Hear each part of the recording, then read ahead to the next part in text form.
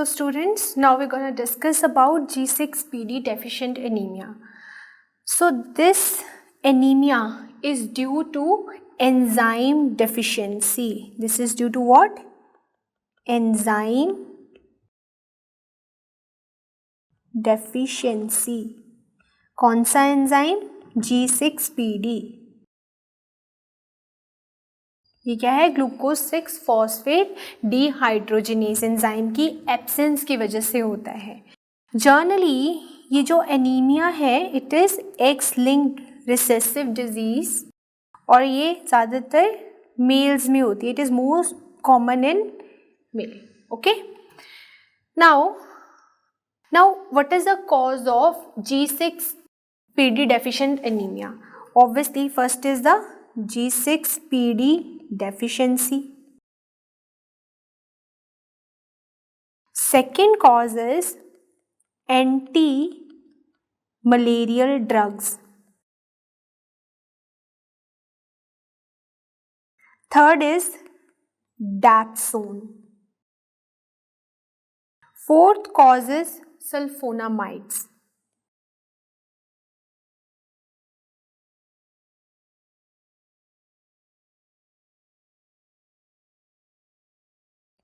And fifth cause is fava-beans. These all are the causes of G6PD deficient anemia. Now we're going to discuss about the pathogenesis of G6PD deficient anemia. Pathogenesis. See, this G6PD, okay, this is what? That is glucose 6 phosphate. This is G6P. Okay, glucose 6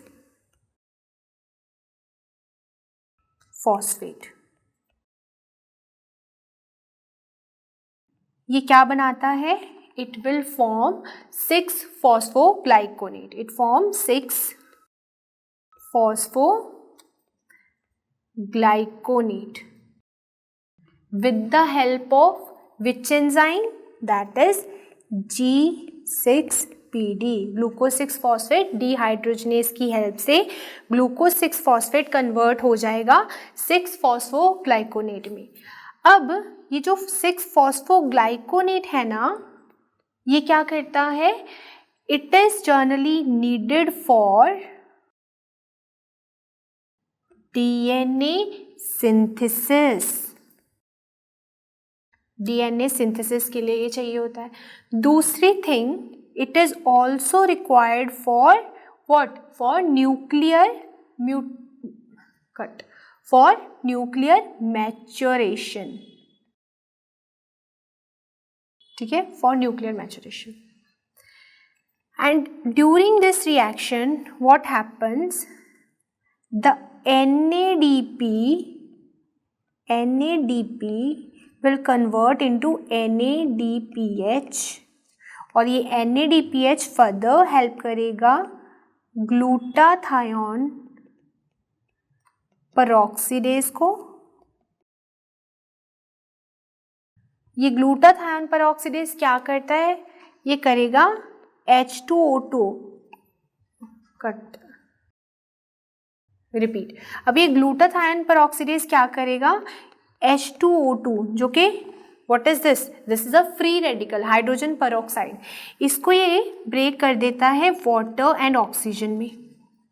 okay, now see, ये सारा हो रहा है इस enzyme की बदौलत. For example इस disease में जैसे कि ये एंजाइम एब्सेंट है, G6PD नहीं है ना, तो क्या होगा? अब यहाँ पे ये कन्वर्जन जो हो रहा था वो कन्वर्जन नहीं होगा. अगर ये कन्वर्जन नहीं हुआ तो क्या होगा? क्या ये 6 फॉस्फोग्लाइकोनेट बनेगा? Obviously not. So there will be decrease 6 phosphogluconate synthesis.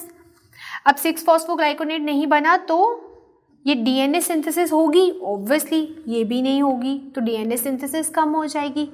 Even nuclear maturation भी कम हो जाएगी. अब ये NADPH जो बन रहा था, ये जो NADPH बन रहा था, that is also because of this enzymes presence. अब ये भी कम बनेगा या बनेगा ही नहीं, तो ये ग्लूटाथायोन पेरोक्सीडेज भी कम काम करेगा। अब जब ये ग्लूटाथायोन पेरोक्सीडेज कम काम नहीं करेगा तो क्या होगा, क्या ये H2O2 कन्वर्ट हो पाएगा वाटर और ऑक्सीजन में? Obviously not. तो ये रिएक्शन नहीं होगी, जिसकी वजह से हाइड्रोजन पेरोक्साइड की कंसंट्रेशन बढ़ जाएगी। अब ये जो हाइड्रोजन पेरोक्साइड है ये क्या करेगा, अब ये रिएक्शन टू थिंग्स में चलेगी। फर्स्ट सी, हाइड्रोजन पेरोक्साइड क्या है, फ्री रेडिकल, तो ये क्या करेगा, it will increase the oxidative stress on the cell, oxidative stress को बढ़ा देगा। ऑक्सीडेटिव स्ट्रेस अगर बढ़ा तो क्या होगा, ऑक्सीडेटिव स्ट्रेस टू आरबीसी अगर इंक्रीज हुआ तो क्या होगा, उसकी वजह से आरबीसी की हीमोलिसिस हो जाएगी, हीमोलिसिस। और अब ये हीमोलिसिस इंट्रावैस्कुलर है कि एक्स्ट्रावैस्कुलर, दिस इज इंट्रावैस्कुलर हीमोलिसिस। और जब हीमोलिसिस होगी तो ऑब्वियसली ज़्यादा हीमोग्लोबिन रिलीज होगा ब्लड में, तो वही हीमोग्लोबिन यूरिन में भी आएगा, तो पेशेंट की कंप्लेन क्या हो सकती है, हीमोग्लोबिनूरिया।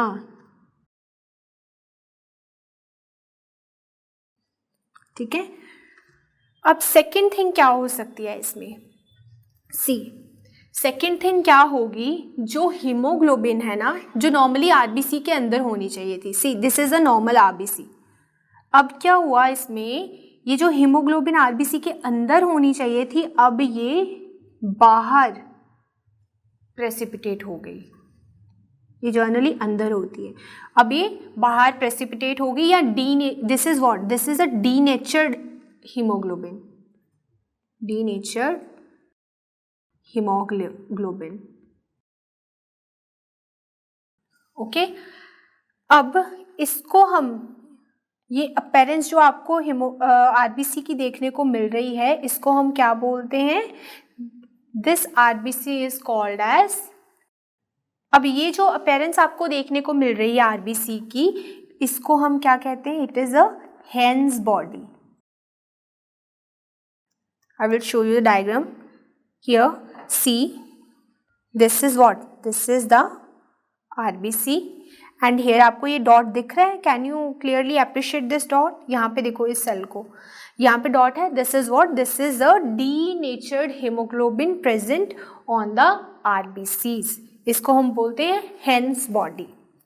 नाउ सी, अब क्या ये आरबीसी स्प्लीनिक साइनोसाइड्स में से पास कर पाएगा, obviously not, this RBC won't able to pass from splenic sinusoids,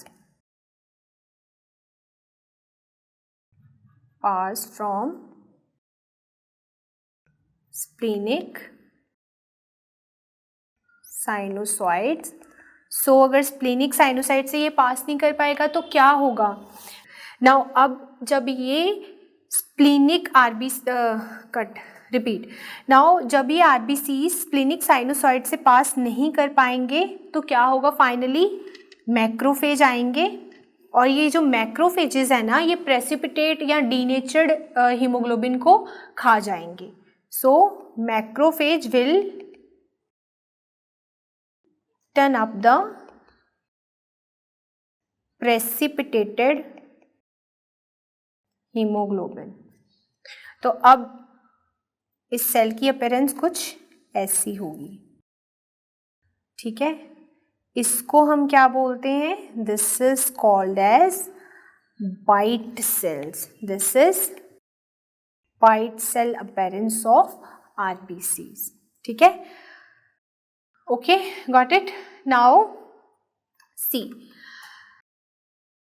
ये जो वाइट सेल्स है ना, this is what, this is the extravascular haemolysis, ये सारा क्या पढ़ा हमने, ये जो भी हमने स्प्लीन के बारे में पढ़ा, this is what, extravascular haemolysis, ठीक है। Now see this diagram, can you clearly appreciate this area, this is what, this is the white cell. Macrophage ने ये जो प्रेसिपिटेटेड हीमोग्लोबिन थी ना वो खा ली है, तो it is appearance of a white cell. Now अब हम जब इसका पेरिफेरल स्मेयर करेंगे या फिर हम सीबीसी देखेंगे तो हमें क्या चीज़ें मिलेंगी। Peripheral blood smear and CBC में क्या फाइंडिंग्स होंगी। तो जो फर्स्ट फाइंडिंग होगी obviously it is a haemolysis, तो एचपी जो होगा वो कम हो जाएगा। दूसरा हमें क्या देखने को मिलेंगे, कौन सी bodies, hence bodies.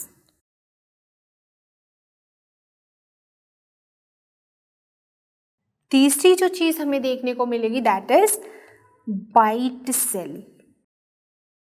White cell को और क्या नाम देते हैं, इनको हम हाफ पैराशूट सेल्स भी कहते हैं, half parachute cells. They are also called as helmet cells. Okay, so this is the finding on the peripheral blood smear or CBC. Now, what is the investigation of choice for G6PD deficiency? तो उसके लिए हम करते हैं G6PD essay, G6PD essay, या फिर हम इसको क्या कह सकते हैं, दैट इज मेथ हीमोग्लोबिन एसे। अब ये मेथ हीमोग्लोबिन एसे क्या होता है, जर्नली जब आप अगर किसी पेशेंट में ये एंजाइम प्रेजेंट है, अब एक नॉर्मल कंडीशन लेंगे, वहाँ पे G6PD जो एंजाइम है ये क्या है, प्रेजेंट है, ठीक है। ये एक नॉर्मल आरबीसी है, this is what normal RBC.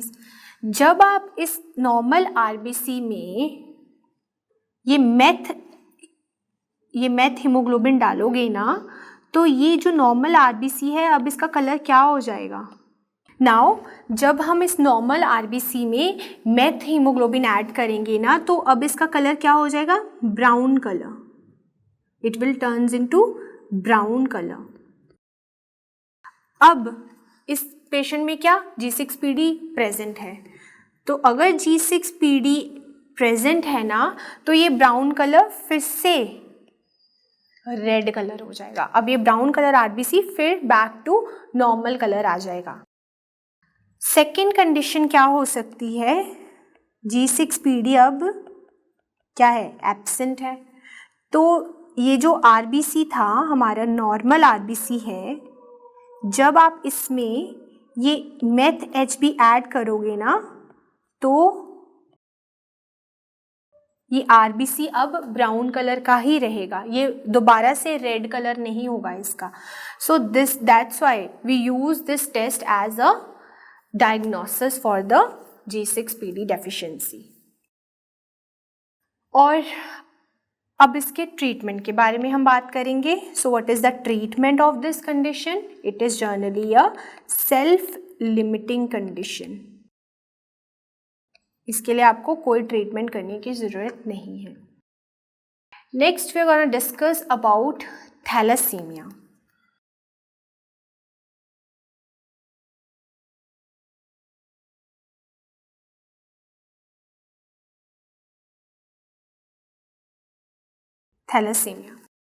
Thalassaemia क्या होता है, it is a generally haemoglobinopathy, it is haemoglobinopathy.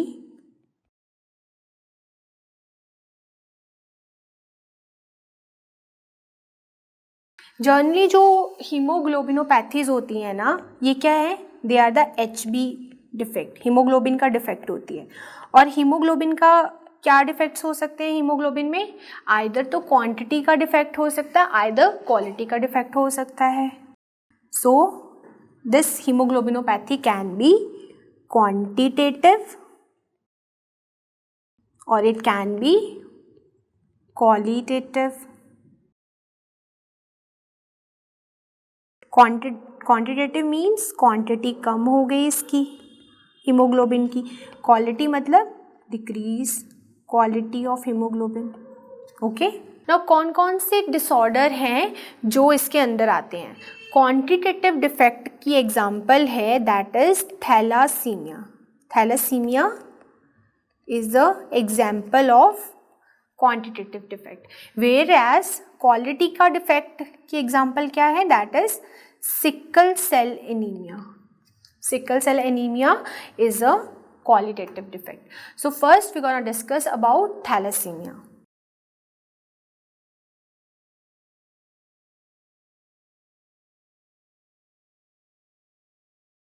अब सी, नॉर्मली जो हमारी एडल्ट हीमोग्लोबिन होती है it is composed of 2 alpha and 2 beta chains. Okay, 2 alpha and 2 beta chains. अब अगर तो ये अल्फा चेन एब्सेंट है, if there is a absence or decrease of the alpha chain we called it as a alpha thalassaemia, and if there is a decrease in the beta chain we called it as a beta thalassemia. Okay, अब सी, normally जब हम अपने haemoglobin की बात करते हैं, adult की composition अलग है, फीटस की कॉम्पोजिशन अलग है। सी, अब एडल्ट हीमोग्लोबिन 2 टाइप की होती है, HbA2, HbA, एंड तीसरी हम बात करेंगे फीटल हीमोग्लोबिन के बारे में। तो ये एडल्ट है,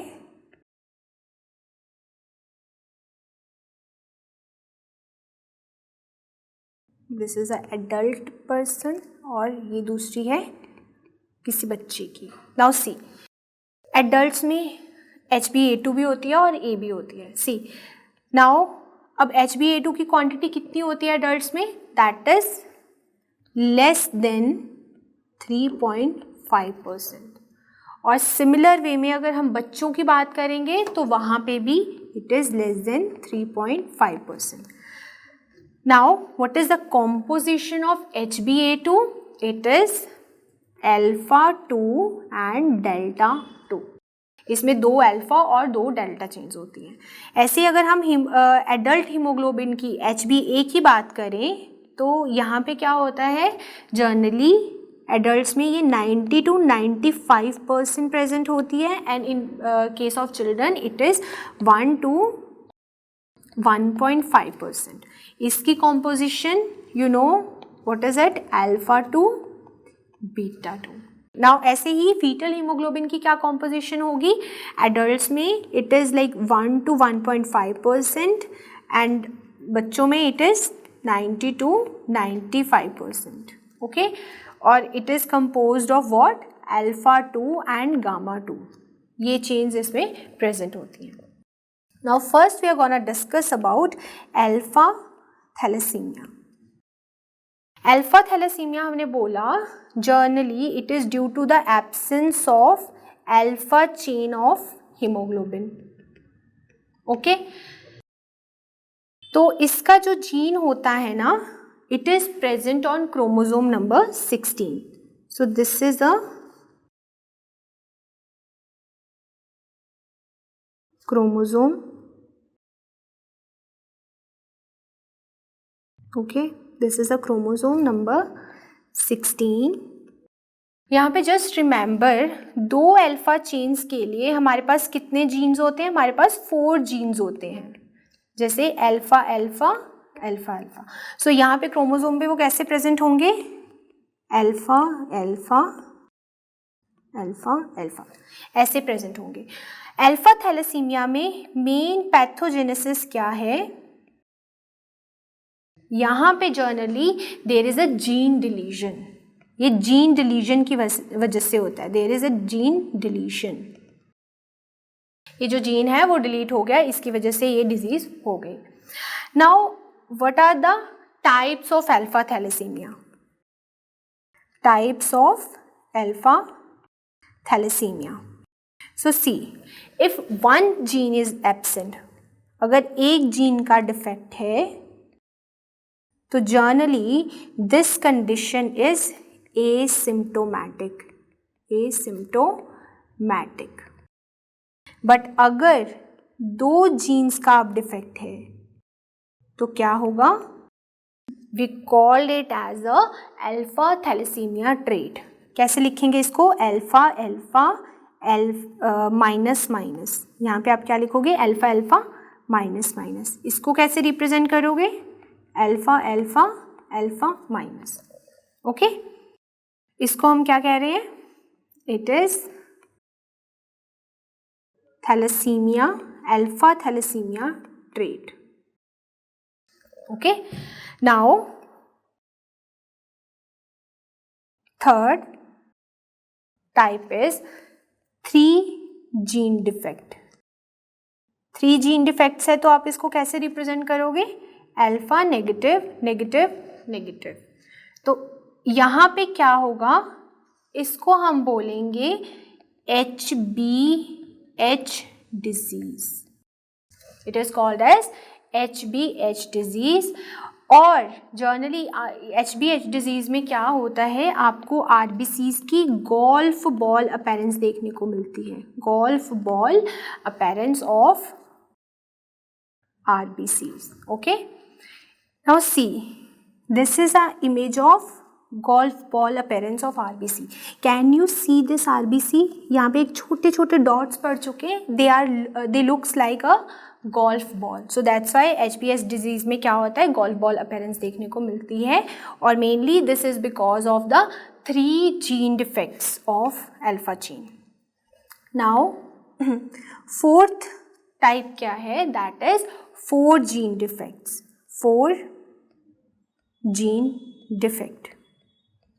4 gene defect मतलब चारों के चारों जीन्स एब्सेंट है, तो इसको हम क्या बोलते हैं? It is a Bart's disease. It is called as Bart's haemoglobin.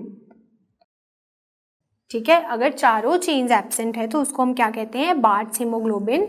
And this bards haemoglobin can cause what? It can cause hydrops fetalis, hydrops fetalis।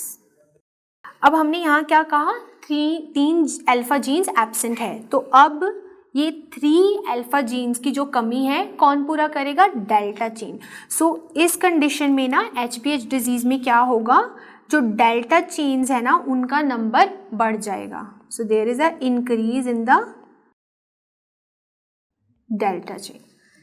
अगर हम बार्ट्स हीमोग्लोबिन की बात करें तो यहाँ पे सिमिलर वे में अभी डेल्टा चेन का नंबर नहीं, अल्फा चेन का नंबर इंक्रीज होगा। There is increase number of alpha chain.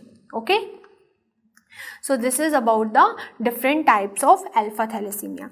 Now how you want to diagnose the condition? ठीक है, so first see clinical features क्या होंगे? How a patient gonna represent? In this case, patient complains of weakness, okay, fatigue and paler color. This is the clinical feature. Second clinical feature is hepatosplenomegaly.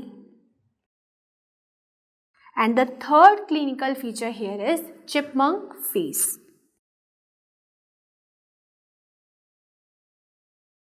Chipmunk face क्यों होगा? Because जो हमारे face की bones है ना उनका bone marrow भी use हो जाएगा नॉर्मल आरबीसी बनाने में, इसलिए यहाँ पे चिपमंक फेसेस आपको देखने को मिलेंगे। ठीक है, और इसके लिए डायग्नोसिस के लिए हम एक टेस्ट यूज करते हैं and this test is a screening test.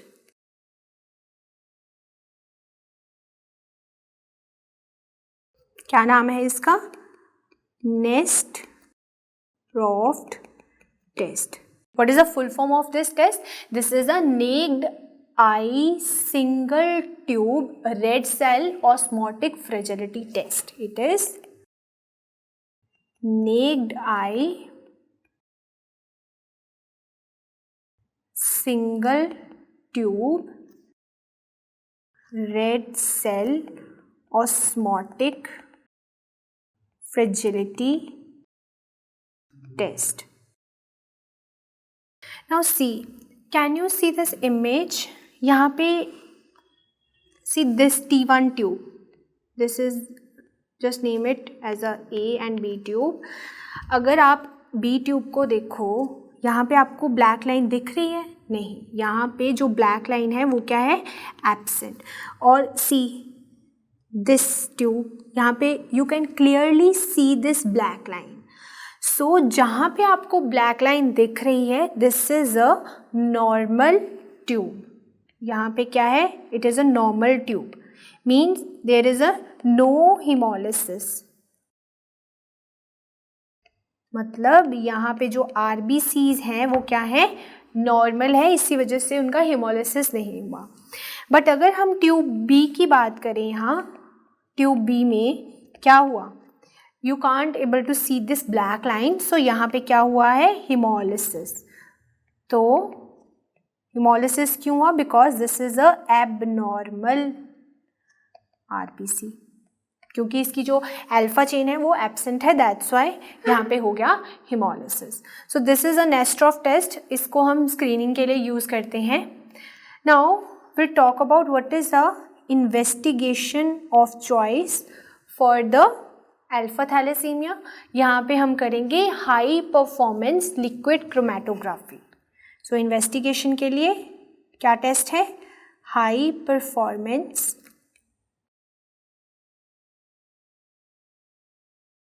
Liquid chromatography. और सेकेंड जो इन्वेस्टिगेशन ऑफ चॉइस है that is HB electrophoresis. So these are the tests for the investigation. Now अब ट्रीटमेंट कैसे करेंगे इसका? हम यहाँ पे करेंगे बोन मैरो ट्रांसप्लांट. क्या करेंगे? Bone marrow transplant. Okay, this is T, bone marrow transplant. Now we will discuss about beta thalassemia. Beta thalassemia. अब बीटा थैलेसीमिया के लिए जनरली सिर्फ 2 जीन प्रेजेंट होते हैं. 2 genes are present for beta thalassaemia. Beta thalassaemia के जो jeans होंगे कौन से क्रोमोसोम पे होते हैं generally? This is a chromosome number 11. यहाँ पे बीटा जीन होगा और यहाँ पे बीटा जीन प्रेजेंट होगा. अब यहाँ पे पैथोजेनेसिस क्या है? पैथोजेनेसिस क्या है बीटा थैलेसीमिया की? That is the point mutation. Point mutation. Okay. Now generally beta thalassaemia is further divided into 3 categories. क्या है? First is beta thalassemia major, second is beta thalassemia minor, and the third one is beta intermediate. Beta thalassaemia major में क्या होता है? यहाँ पे both जो beta chains हैं उसका डिफेक्ट है. There is a defect of both beta chains. and अगर हम माइनर की बात करें, there is a defect in one beta chain. defect of one beta chain. okay, now जो डिफेक्ट है बीटा चेन में, defect in beta chain,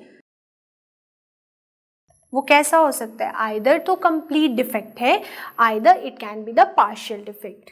so either it can be complete defect of the beta chain और it can be partial defect of beta chain. Complete को हम कैसे लिखेंगे? B0 and partial को will write as a B+. So अगर हम बात करें बीटा थैलेसीमिया मेजर की, तो सी यहाँ पे 3 थिंग्स पॉसिबल हैं. First, there can be complete absence of both the beta chain. Second, एक बीटा चेन कंप्लीटली एब्सेंट है और एक बीटा चेन पार्शियली कह सकते हैं एब्सेंट है. थर्ड जो यहाँ पे हो सकता है दैट इज दोनों बीटा चेन पार्शियली एब्सेंट है या उनका पार्शियल डिफेक्ट है। अब ऐसे ही सिमिलर वे में अगर हम बीटा माइनर की बात करें तो यहाँ पे generally 2 things will be possible. हमने कहा बीटा माइनर में क्या होता है, एक चेन का ही डिफेक्ट होता है। सो एक चेन तो क्या होगी इसमें, नॉर्मल होगी। दूसरा क्या हो सकता है, जो दूसरी चेन है आइदर तो उसका पार्शियल डिफेक्ट हो सकता है या दूसरी चेन का कंप्लीट डिफेक्ट हो सकता है। So these scenarios are possible in beta major and beta minor. So let's discuss about beta major in detail. So जो बीटा थैलेसीमिया मेजर है ये generally it presents early in life, generally 6 months to 1 year में इसके symptoms आने शुरू हो जाते हैं. So what are the clinical features here? First clinical feature is chipmunk face. Chipmunk face. Second one is anemia. Anemia होगा तो obviously pale color होगा. Anemia की वजह से पेशेंट में fatigue की कंप्लेंट भी होगी, ठीक है. And third thing is hepatosplenomegaly. Okay. And what is the fourth clinical feature? यहाँ पे आपको jaundice देखने को मिलेगी, ठीक है. So these are the clinical feature of beta thalassemia major. Now अगर हम बीटा थैलेसीमिया माइनर की बात करें तो as it is a minor condition, यहाँ पे एक चेन ही एब्सेंट है, तो जर्नली इसके जो क्लिनिकल फीचर्स होंगे वो क्या होंगे, पेशेंट एसिम्प्टोमेटिक होगा. पेशेंट इज व्हाट, एसिम्प्टोमेटिक, ठीक है. अब हम बात करेंगे इसके डायग्नोसिस की. तो डायग्नोसिस कैसे करेंगे, फर्स्ट हम पेरिफेरल ब्लड स्मेयर या फिर सीबीसी करेंगे. तो क्या क्या फाइंडिंग्स आपको यहाँ देखने को मिलेंगी. सो फर्स्ट जो हीमोग्लोबिन है उसकी कंसंट्रेशन कम हो जाएगी. आपको पता है ये कौन सा anaemia, thalassaemia is example of which anaemia, that is microcytic hypochromic anaemia. Microcytic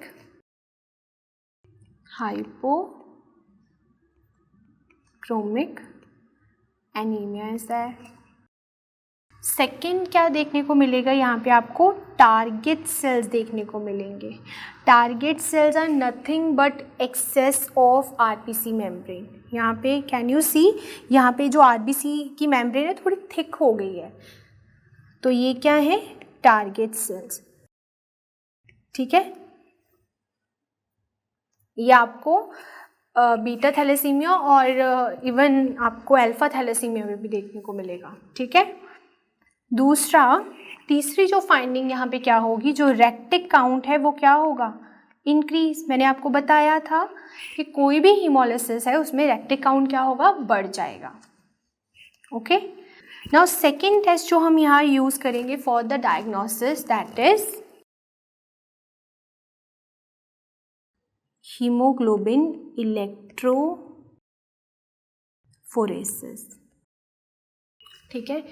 जब आप हीमोग्लोबिन की इलेक्ट्रोफोरेसिस करोगे तो in case of beta major आपको क्या देखने को मिलेगा कि जो बीटा चेन्स हैं obviously they will decrease, but यहाँ पे जो बीटा चेन है वो रिप्लेस हो जाएगी किससे, गामा चेन से. सो देयर विल बी, वैसे नॉर्मली क्या होता है अल्फा टू बीटा 2, बट यहाँ पे क्या होगा अल्फा टू गामा 2, ठीक है. और ये क्या है, it is a foetal haemoglobin. Okay. Now in case of beta minor क्या होगा, ऑब्वियसली बीटा चेन क्या है, डिक्रीज्ड है. यहाँ पे जो आपको देखने को मिलेगा that is alpha two delta 2, और डेल्टा 2 क्या है, इट इज HbA2. ओके. सो ये आपको देखने को मिलेगा इलेक्ट्रोफोरेसिस पे. Third thing that you can do here, that is the X ray of skull, X ray of school.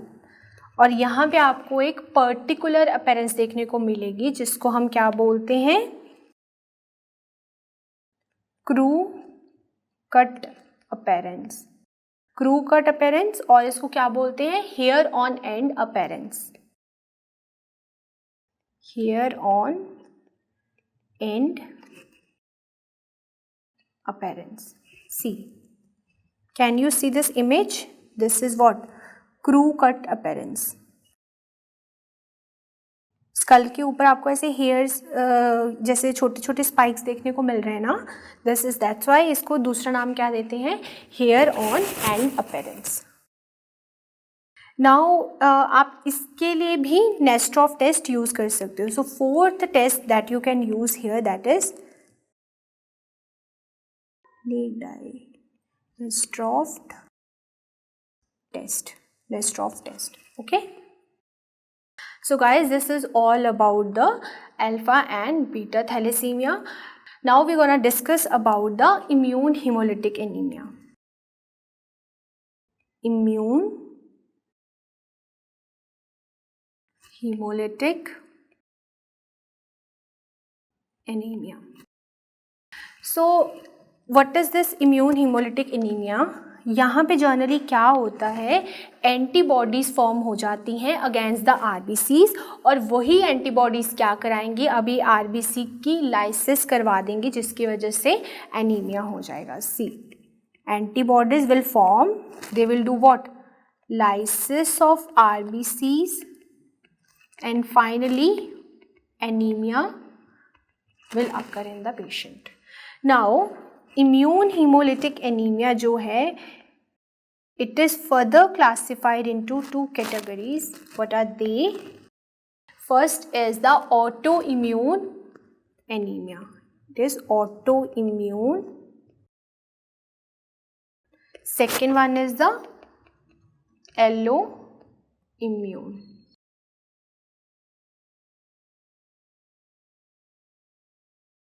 Okay, now what do you understand from the autoimmune? यहाँ पे आरबीसीज और antibodies same person की होती है, ठीक है, where as in case of allo immune antibodies किसी और की होती हैं और आरबीसीज किसी और के होते हैं। So now what is the example of autoimmune? Autoimmune की अगर देखा जाए, इसको फर्दर हमने दो चीज़ों में क्लासीफाई किया है। One is the warm autoimmune hemolytic anemia, other is the cold autoimmune hemolytic anemia. Okay, now alloimmune की क्या क्या एग्जाम्पल है? that is rhesus disease of newborn, we'll discuss about it. Second is ABO incompatibility. Okay, now see, first we will discuss about the autoimmune anemia.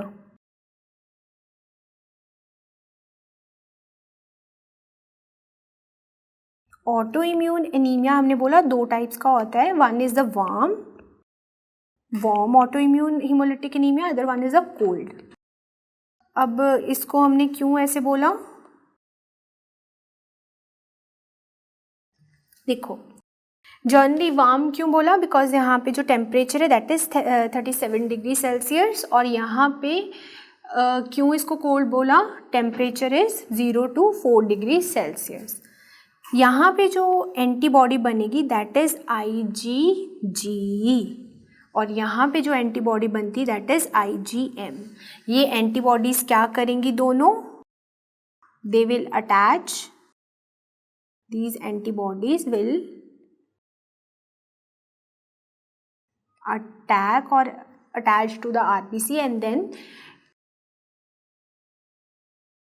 there is a lysis of RBC, will attack RBC, and then there is what, hemolysis. Okay, अब सी, अगर हम autoimmune haemolytic anaemia की बात करें ना, तो आपको यहाँ पे स्फेरोसाइट्स देखने को मिल सकते हैं। व्हाट? स्फेरोसाइट्स। इम्यून हीमोलिटिक में क्या मिलेगा? स्फेरोसाइट्स। स्फेरोसाइट्स क्या हैं? That are the spherical RBC. They are spherical RBC.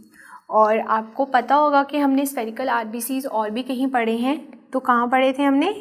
एक तो हमने पढ़ा था हेरिडिटरी स्फेरोसाइटोसिस में, अब दूसरा हम पढ़ रहे हैं इम्यून हीमोलिटिक एनीमिया में। अब आपको कैसे पता लगेगा? लाइक फॉर एग्जांपल कोई पेशेंट आया आपके पास, आपने सीबीसी वगैरह जब उसका पेरिफेरल ब्लड स्मेयर पे देखा कि ये जो आरबीसी है वो स्फेरिकल है, सो आप कैसे डायग्नोस करोगे कि ये केस हेरिडिटरी स्फेरोसाइटोसिस का है या फिर ये इम्यून हीमोलिटिक एनीमिया का है? तो for that we use Coombs test. We use what? Coombs test. Coombs test क्या करेगा? अगर तो एंटीबॉडीज प्रेजेंट है तो ये कौन सा एनीमिया होगा? That is immune haemolytic anaemia. अगर एंटीबॉडीज एब्सेंट है तो ये कौन सा एनीमिया होगा? That is hereditary spherocytosis. और जनरली हम कूम्स टेस्ट को क्या बोलते हैं? एग्लूटिनिन टेस्ट भी बोल सकते हैं। Agglutinin test, agglutinin test. ठीक है। अब सी, अब हमने बोला कि जो इम्यून हीमोलिटिक एनीमिया है उसकी दो टाइप्स हैं, क्या? Auto and allo. अब ऑटो और एलो के बीच में आप कैसे डिफ्रेंशिएट करोगे? उसके लिए भी हम कूम्स टेस्ट ही यूज करेंगे। So to differentiate between auto and allo you will use what? Coombs test. Coombs test generally दो टाइप का होता है। क्या क्या टाइप्स हैं? One is the indirect Coombs test, other one is the direct Coombs test. Okay. अब indirect Coombs test में क्या होता है? यहाँ पे जो एंटीबॉडीज है ना वो पेशेंट के सीरम में प्रेजेंट होती है। ठीक है। एंटीबॉडीज कहाँ होंगी? Antibodies are present in patients serum. They are not attached with RBC. They are not attached with RBCs. But अगर हम बात करें डायरेक्ट कूम्स की तो यहाँ पे क्या होगा? जो एंटीबॉडीज होती हैं ना they are attached to the RBC. Antibodies are attached to RBCs. Okay. तो अब कौन से कंडीशन में एंटीबॉडीज नहीं अटैच होती आरबीसीज को? हमने बोला था it is a case of what? That is allo immune